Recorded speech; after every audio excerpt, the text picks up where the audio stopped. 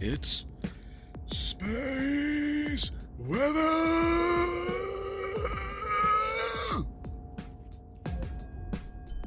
Looking at the sun on 171 angstroms. We've got another sunspot. Sunspot 2727. How do you like them apples? Let's take a look at the magnetic lines. We do have a sadly defined coronal hole down here, and you can see the electromagnetic field lines coming out like this. Those are covering up those sunspots' magnetic fields, which is why you can't see them very well.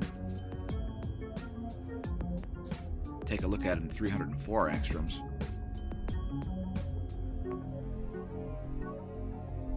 Here's sunspot 2726, and here's sunspot 2727. 2727 is the more powerful sunspot now, trailing 2726 just a little bit south of it. We got some big plasma filaments collapsing. And we got urine bricks. Before we get to that, let's look at an important market factor. Head to CNBC.com and look at the 1-year graph on silver. You see that? $14.08 per ounce. Just barely off of its 52-week low. As inflation comes, we highly suggest silver as a hedge against declining value in the US dollar. The economy is a bubble.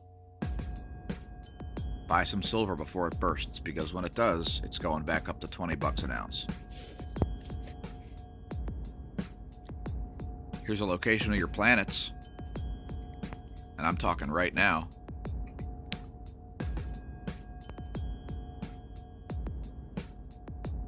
Earth trailing Venus, Mars trailing Earth, Mercury gaining on both of them.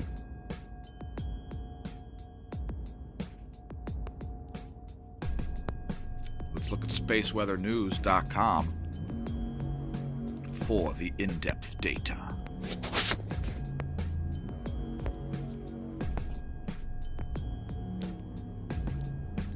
X-ray flux is flatlined, but still higher than it's been, as the sun actually has some sunspots now instead of just being dominated by coronal holes and a whole lot of irrelevant mixed magnetic fields. We have a high-fi signal around 350 degrees. Solar wind density is around 6. Solar wind speed is all the way down to about 400 kilometers per second. Magnetometer, we got a slightly higher spike.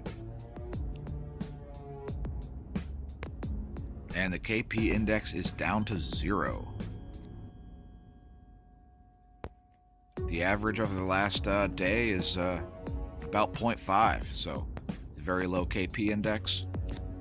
We would expect cosmic ray flux to be increased. Here's your electron flux. It's looking very flat, and any spikes in this would not be surprised, as we've got 2 sunspots.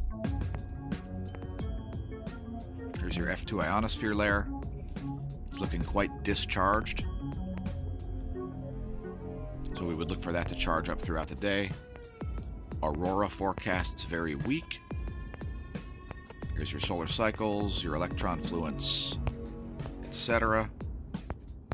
Let's look at the earthquake situation over the last 8 hours.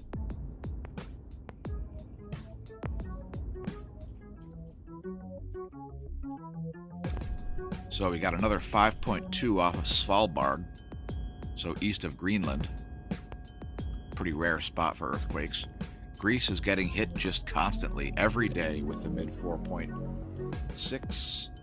You know, mid-4 levels every single day. Costa Rica gets a 4.5. Let's see.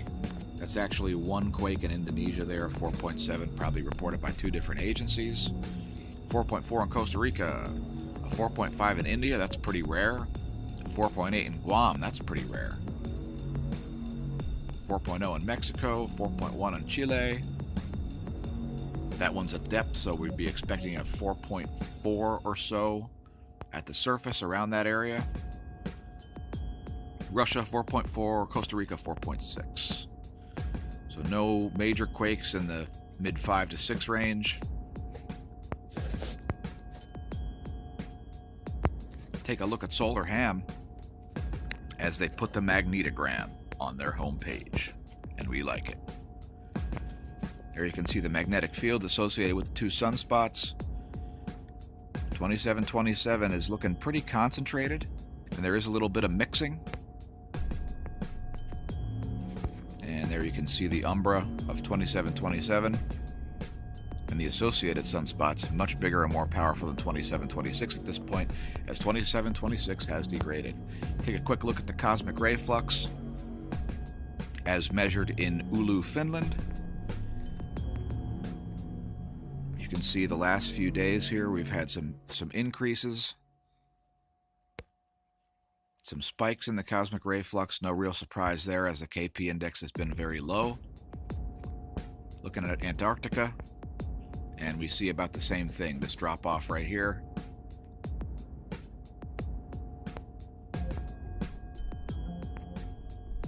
And then in the last day, an increase, so that's no surprise.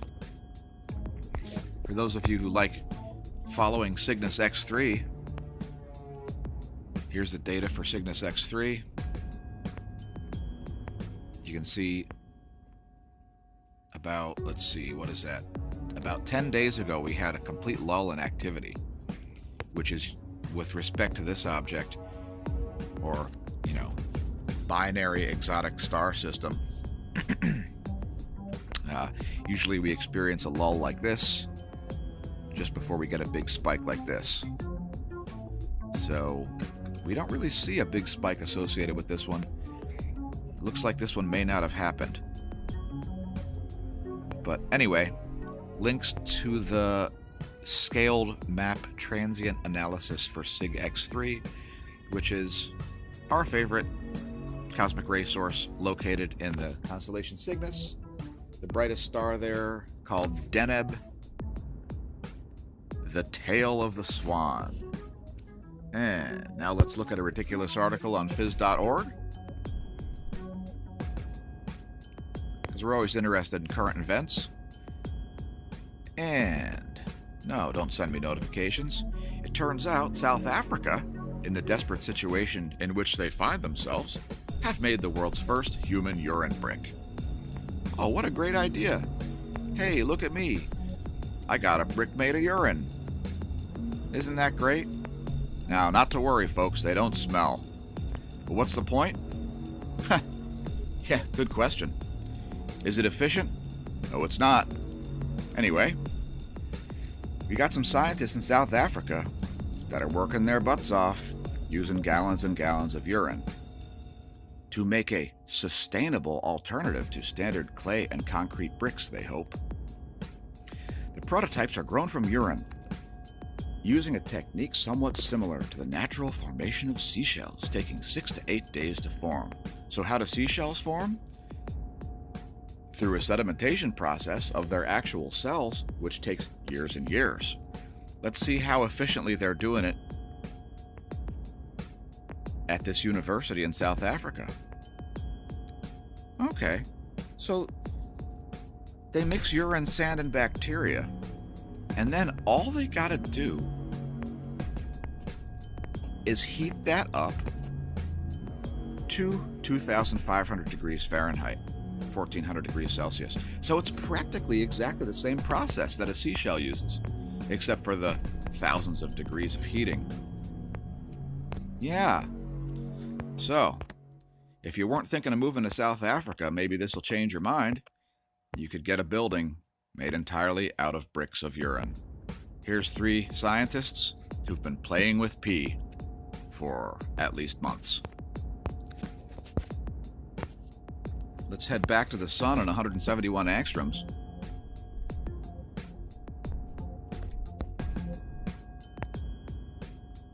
By the way, the music you're hearing, once again, is original. And this and other songs may be located at soundclick.com/goldencatproductions. Hey everybody, thanks for tuning in.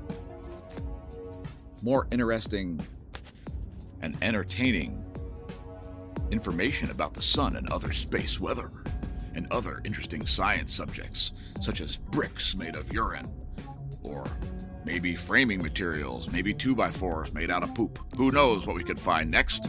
Thanks for watching. Thanks, subscribers. Remember, when you're making bricks out of urine, don't drink. And if you drink, well, you can harvest all your pee and make your urine into bricks if you just have a kiln that heats up to 2,500 degrees Fahrenheit.